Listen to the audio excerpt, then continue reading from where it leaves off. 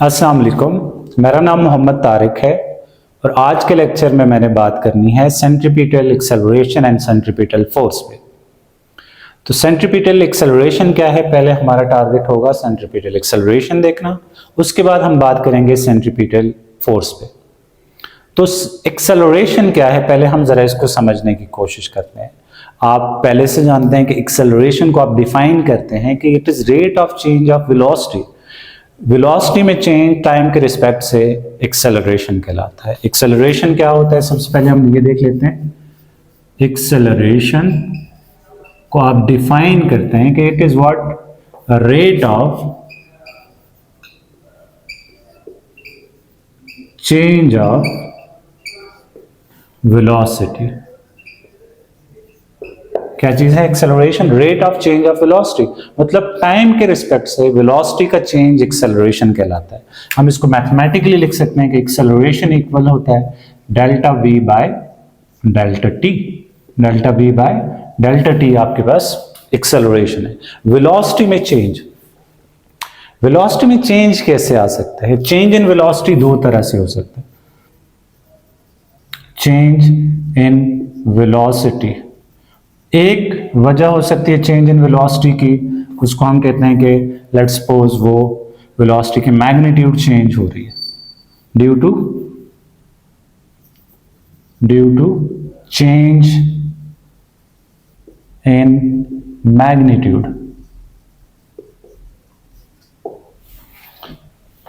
Change in velocity कैसे आ सकती है?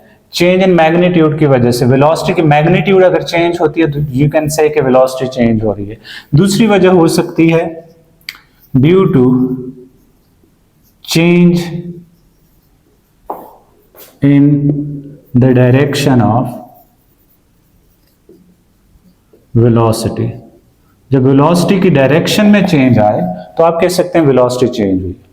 तो याद रखिएगा, वेलोसिटी के मैग्नीट्यूड के चेंज होने की वजह से जो एक्सेलरेशन प्रोड्यूस होता है उसको आप टेंजेंशियल एक्सेलरेशन कहते हैं। एंड वेलोसिटी की डायरेक्शन के चेंज होने की वजह से जो एक्सेलरेशन प्रोड्यूस होता है उसको आप क्या कहते हैं? सेंट्रीपिटल एक्सेलरेशन कहते हैं। तो हमने सेंट्रीपिटल एक्सेलरेशन को डिस्कस करना है। अगेन समरी क्या है, यहां तक जो देखा हमने, एक्सेलरेशन को डिफाइन किया जाता है rate of change of velocity. Velocity का change with respect to time acceleration कहलाता है। वेलोसिटी में चेंज दो तरह से हो सकते हैं, मैग्नीट्यूड में चेंज हो सकती है, मैग्नीट्यूड ऑफ वेलोसिटी में चेंज हो सकता है, और डायरेक्शन ऑफ वेलोसिटी में चेंज आ सकता है। अगर मैग्नीट्यूड ऑफ वेलोसिटी में चेंज आए, वेलोसिटी की मैग्नीट्यूड चेंज हो, तो वहां पे जो एक्सेलरेशन प्रोड्यूस होता है उसको आप टेंजेंशियल एक्सेलरेशन कहते हैं। क्या कहते हैं? यहाँ पे जो एक्सेलरेशन प्रोड्यूस होता है उसको आप टेंजेंशियल एक्सेलरेशन कहते हैं। और वेलोसिटी की डायरेक्शन में चेंज आने की वजह से जो एक्सेलरेशन प्रोड्यूस होता है उसको आप सेंट्रीपिटल एक्सेलरेशन कहते हैं। तो ये दोनों तरह के एक्सेलरेशन प्रोड्यूस होता है वेलोसिटी के चेंज होने की वजह से। तो हम आज इस सेंट्रीपिटल एक्सेलरेशन को हमने देखना है। तो हम चलते हैं जिस सेंट्रीपिटल एक्सेलरेशन की तरफ। सबसे पहले इसकी डेफिनेशन। सेंट्रीपिटल एक्सेलरेशन को आप डिफाइन करते हैं, the acceleration produced in a body moving on a circular path due to change in the direction of body is known as centripetal acceleration. क्या होता है? द सेंट्रीपिटल एक्सेलरेशन को define करते हैं, the acceleration produced in a body moving on a circular path due to change in direction of body. जब body की direction change होती है उसकी वजह से जो एक्सेलरेशन प्रोड्यूस होता है उसको आप कहते हैं सेंट्रीपिटल एक्सेलरेशन। उसको आप क्या कहेंगे? Centripetal acceleration. इसको डिनोट किया जाता है AC से। इसको क्या करते हैं? AC से डिनोट करते हैं। इसके अलावा इसकी डायरेक्शन क्या होती है? डायरेक्टेड होता है, डायरेक्टेड टुवर्ड सेंटर ऑफ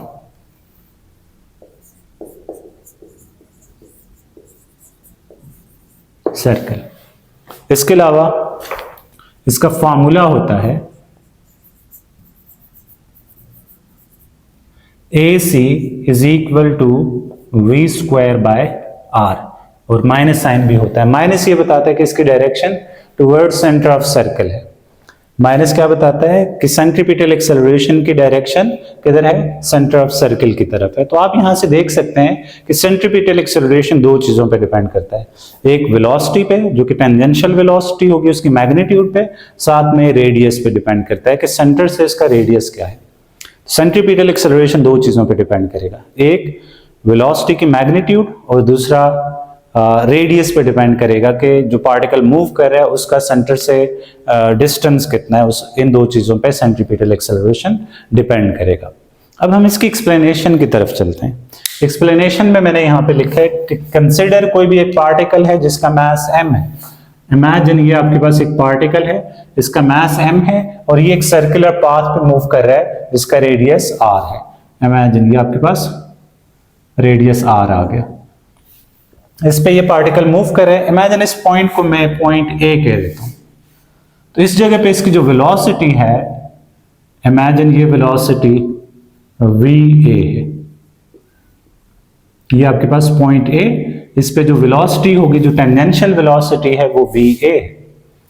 अब आफ्टर सम रिवोल्यूशन ये पार्टिकल यहां पे पहुंचेगा, ये लेट्स सपोज कोई सभी पॉइंट B है, तो ये यहां से भी इसका डिस्टेंस r ही रहना है। तो इस जगह पे इसकी जो टेंजेंशियल वेलोसिटी होगी वो कुछ इस तरफ होगी, VB होगी। तो आप देख पा रहे हैं कि यहां पे जो टेंजेंशियल वेलोसिटी VA है उसकी डायरेक्शन राइटवर्ड है, एंड B पॉइंट पे इस वेलोसिटी को आप देख रहे हैं कि कुछ एंगल बना रही है थीटा, जो कि इनिशियल डायरेक्शन थी उसके रिस्पेक्ट से ये नीचे की तरफ है। तो आप यहाँ पे क्लियरली देख पा रहे हैं कि वेलोसिटी अपनी डायरेक्शन मुसलसल चेंज कर रही है। तो इस चेंज इन डायरेक्शन की वजह से एक्सेलरेशन प्रोड्यूस होता है जिसको आप सेंट्रीपिटल एक्सेलरेशन कहते हैं। तो ये बात मैंने यहाँ पे लिखी, consider a particle of mass m moving on a circular path of radius r, the particle performs uniform circular motion. Particle क्या कर रहा है, यूनिफॉर्म सर्कुलर मोशन परफॉर्म कर रहा है। यूनिफॉर्म सर्कुलर मोशन से क्या मुराद है कि इसकी जो वेलोसिटी की मैग्नीट्यूड है वो कांस्टेंट रह रही है, उसमें कोई चेंज नहीं है। अगर लेट्स सपोज यहाँ पे वेलोसिटी की मैग्नीट्यूड 20 मीटर्स पर सेकंड है तो यहाँ पे भी 20 मीटर पर सेकंड होगी, यहाँ पे भी 20 मीटर पर सेकंड होगी। हर एक जगह पे वेलोसिटी की मैग्नीट्यूड सेम रहेगी, उसमें कोई चेंज नहीं आएगा। लेकिन क्या चीज चेंज होगी, यहाँ पे देखें इसकी डायरेक्शन इधर, यहाँ पे डायरेक्शन इधर, यहाँ पे अगर आप देखेंगे इसकी डायरेक्शन डाउनवर्ड, यहाँ पे डायरेक्शन देखेंगे इधर है, यहाँ से डायरेक्शन अपवर्ड होगी। तो आप देख पा रहे हैं कि यहाँ पे वेलोसिटी की डायरेक्शन चेंज हो रही है। तो इसी डायरेक्शन की बात यहाँ पे लिखी है कि ये यूनिफॉर्म सर्कुलर मोशन कर रही है such that the magnitude of velocity same but the direction changes continuously. इसकी डायरेक्शन क्या करेगी, मुसलसल चेंज होगी, विच प्रोड्यूसेस एन एक्सेलरेशन, जिसकी वजह से एक एक्सेलरेशन प्रोड्यूस होगा जिसको क्या कहते हैं, नोन एज सेंट्रीपिटल एक्सेलरेशन, और उस एक्सेलरेशन को आप सेंट्रीपिटल एक्सेलरेशन कहेंगे। और इसको आप A सब C से डिनोट करते हैं, A और इसके सबस्क्रिप्ट में C लिखेंगे, तो ये नोटेशन है सेंट्रीपिटल एक्सेलरेशन की। और it is always directed toward center of circle, और इसकी डायरेक्शन किधर होगी, हमेशा सेंटर ऑफ सर्कल की तरफ होगी। हम इसको डेरिवेशन में देख भी लेंगे। इनिशियली अगर यहाँ पे देखें, ये A पॉइंट है, ये वेलोसिटी इधर आ गई, यहाँ पे B पॉइंट है, यहाँ पे वेलोसिटी इधर है। अगर सेंट्रीपिटल एक्सेलरेशन देखें तो उसकी डायरेक्शन हमेशा सेंटर ऑफ सर्कल की तरफ होगी, यहाँ से भी इसकी direction toward center of circle O की तरफ होगी। इसके बाद हम बात कर लेते हैं डेरिवेशन पे। तो डेरिवेशन कुछ इसकी इस तरह से होगी कि आप फिगर को देख लें कि फिगर 1 में ये शो हो रहा है कि पॉइंट A पे जो पार्टिकल है इसकी वेलोसिटी VA है, और जब ये पॉइंट B पे पहुंचता है कुछ डिस्प्लेसमेंट कवर करने के बाद, जब ये पॉइंट B पे पहुंचेगा इसकी वेलोसिटी VA से चेंज होकर VB हो जाएगी। लेकिन इस पूरी मोशन के अंदर जो मैग्नीट्यूड ऑफ वेलोसिटी है वो चेंज नहीं हो रही, ये बात यहाँ पे लिखी है। From figure 1 shows that the particle have same velocity, the particle have velocity VA at point A and velocity VB at point B such that the magnitude of velocity is same at both points. Both points पे यहाँ पे जो velocity है VA और यहाँ पे जो velocity VA है, इन दोनों की मैग्नीट्यूड क्या रह रही है, सेम रह रही है, डायरेक्शन इनकी चेंज हो जाती है। लेट्स सपोज ये मैग्नीट्यूड सम वेलोसिटी V के इक्वल है।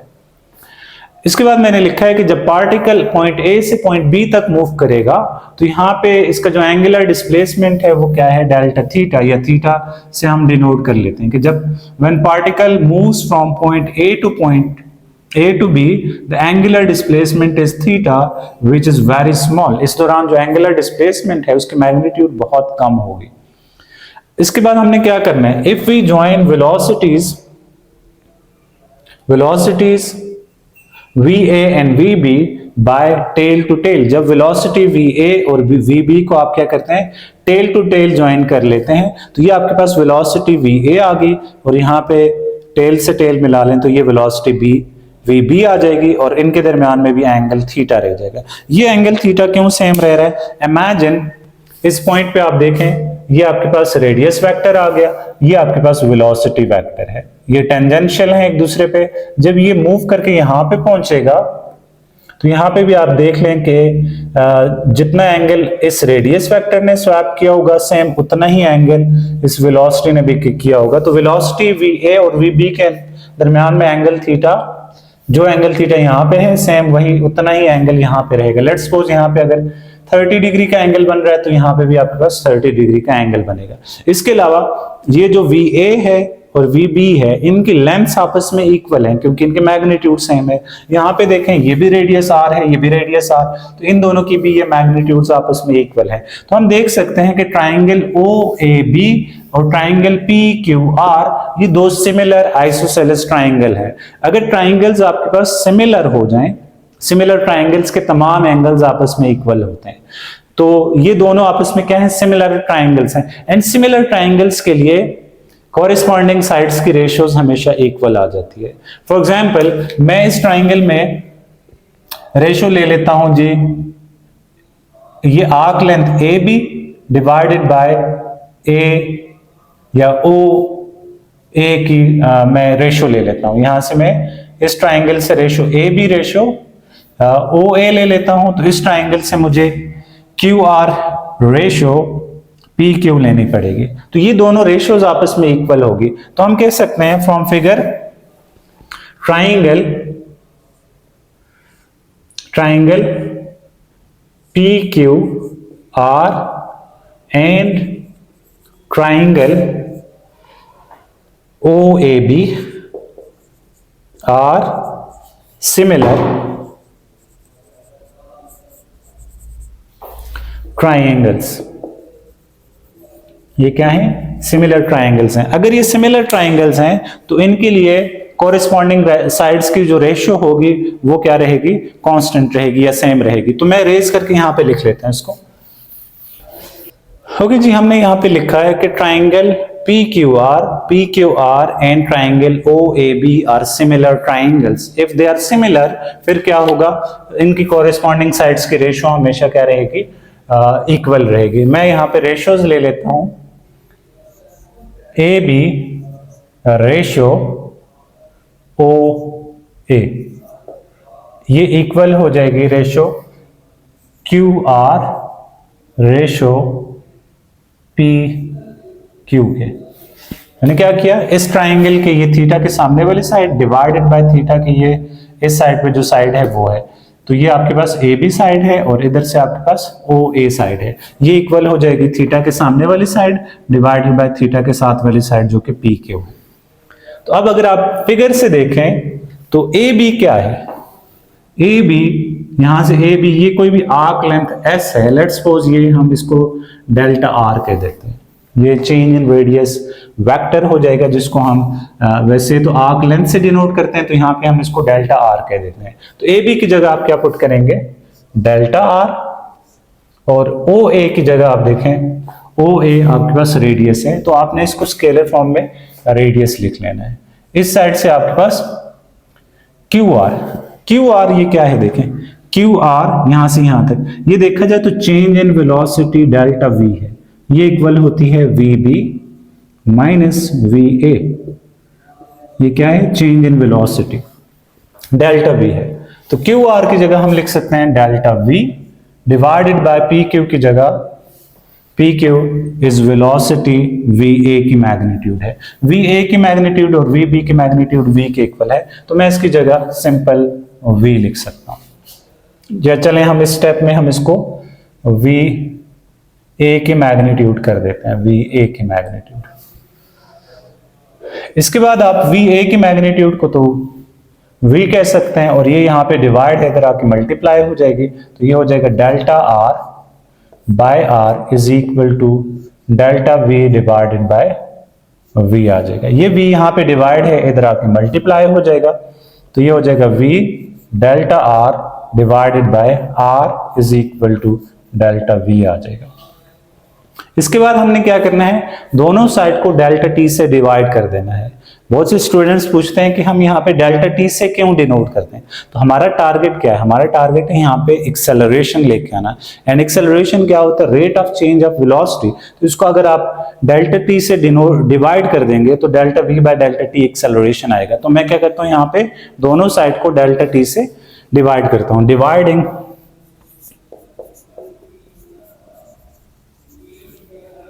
both sides by delta t। तो ये बन जाएगा v delta r divided by r अपनी जगह पे, और डेल्टा t से हमने इसको डिवाइड कर दिया। और इस साइड से भी आपको डेल्टा v को डेल्टा t से डिवाइड करना पड़ेगा।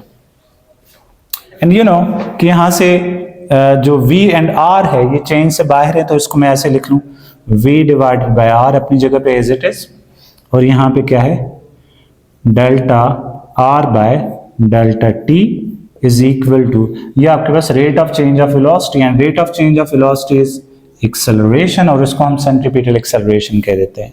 तो ये आपके पास एक्सेलरेशन आ गया। अब delta r by delta t, delta r यहाँ पे देखें तो ये डिस्प्लेसमेंट है, डेल्टा r क्या है, डिस्प्लेसमेंट है। तो rate of change of displacement क्या होता है, rate of change of displacement is again velocity. तो हम यहाँ से लिख सकते हैं v by r multiply by, यहां से भी आपके पास क्या आ जाएगा v is equal to ac आ जाएगा। तो हम इसको लिख सकते हैं कि ac is equal to v into v square divided by r। तो ये आपके पास एक्सप्रेशन है for centripetal acceleration.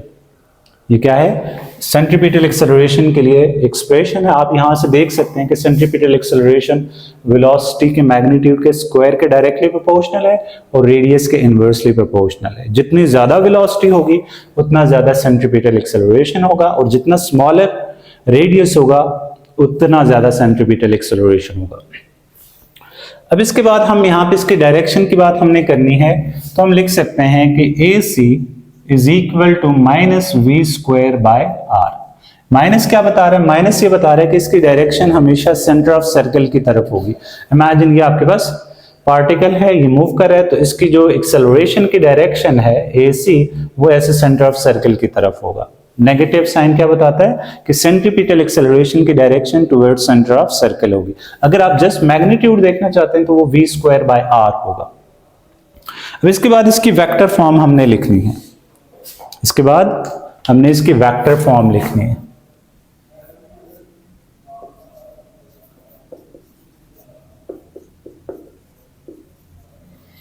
Vector form के लिए सेंट्रीपिटल एक्सेलरेशन के ऊपर आप एरोहेड डाल दें और minus V square over R अपनी जगह पे एज इट इज लिख लें, और साथ में यहाँ पे यूनिट वेक्टर आर लिख लें जो कि इसकी डायरेक्शन को बताएगा। तो ये इसकी वेक्टर फॉर्म है, ये इसकी वेक्टर फॉर्म है in terms of tangential velocity v। अगर इसको हम इसकी एक और अगर हमने वेक्टर फॉर्म लिखनी है तो इसके लिए मैं क्या करता हूँ, इसको r से मल्टीप्लाई एंड r से डिवाइड करता हूँ। थोड़े टाइम में बता दूंगा कि मैंने ऐसा क्यों किया है। AC is equal to minus V square divided by r अपनी जगह पे, नीचे डिनोमिनेटर में भी मैंने r से मल्टीप्लाई किया, ऊपर भी r से मल्टीप्लाई किया, r यूनिट वेक्टर अपनी जगह पे एज इट इज है। तो ये हो जाएगा AC is equal to minus V square divided by r square, r into r, ये आपके पास क्या है, r मैग्नीट्यूड को r यूनिट वेक्टर से मल्टीप्लाई कर दो, देन ये आपके पास r वेक्टर आ जाता है। तो ये एक और इसकी वेक्टर फॉर्म है। कुछ बुक्स में ये वाली फॉर्म भी आपको मिल सकती है। ये दोनों आपके पास इसकी क्या है, वेक्टर फॉर्म्स हैं। और याद रखिएगा ये जो वेक्टर फॉर्म है ये in terms of tangential velocity है। यहाँ पे ये v क्या है, टेंजेंशियल वेलोसिटी, ये क्या है, टेंजेंशियल वेलोसिटी, ये दोनों क्या है, इसकी वेक्टर फॉर्म है। Vector forms. लेकिन याद रखिएगा ये क्या है, इन टर्म्स ऑफ v या लीनियर वेलोसिटी या tangential velocity, in terms of tangential velocity vt। अब इसके बाद इसकी एक और फॉर्म हमने डिस्कस करनी है जिसको हम एंगुलर फॉर्म कहते हैं। इसके बाद हमने डिस्कस करना है इसका एंगुलर फॉर्म क्या होगी।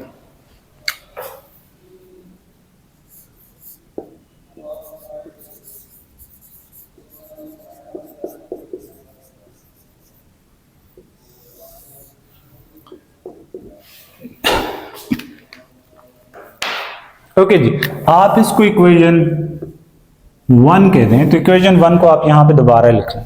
Equation 1 implies that AC is equal to v square by r। v क्या है यहाँ पे, टेंजेंशियल वेलोसिटी या फिर लीनियर वेलोसिटी है। हमें तो इसको एंगुलर फॉर्म में लिखना है। एंगुलर फॉर्म में लिखने के लिए हमें ये लीनियर वेलोसिटी से जान छुड़ानी पड़ेगी। वो कैसे करेंगे, अगर हम लीनियर वेलोसिटी को r ओमेगा लिख लें, क्योंकि आपने 2-3 लेक्चर पहले देखा है कि जो लीनियर वेलोसिटी होती है, टेंजेंशियल वेलोसिटी होती है, वो r ओमेगा के इक्वल होती है। तो मैं इसकी जगह लिख सकता हूं AC is equal to r omega whole square divided by r आ जाएगा। तो ये इक्वल हो जाएगा, implies that r square omega square divided by r। एक r को r के साथ उड़ा दें तो ये आपके पास क्या रहेगा, r omega square divided bye nothing. तो ये आपके पास क्या हो जाएगी, इसकी एक और फॉर्म आएगी जिसको आप एंगुलर फॉर्म कहते हैं। इसमें आप देख सकते हैं कि एंगुलर वेलोसिटी एसोसिएटेड है, तो ये इसकी एंगुलर फॉर्म है। अब एंगुलर फॉर्म को भी आप वेक्टर फॉर्म में लिख सकते हैं। एंगुलर फॉर्म को भी वेक्टर फॉर्म में लिखा जा सकता है। कैसे, मैं वो यहां पे लिख लेता हूं। वेक्टर फॉर्म देखनी,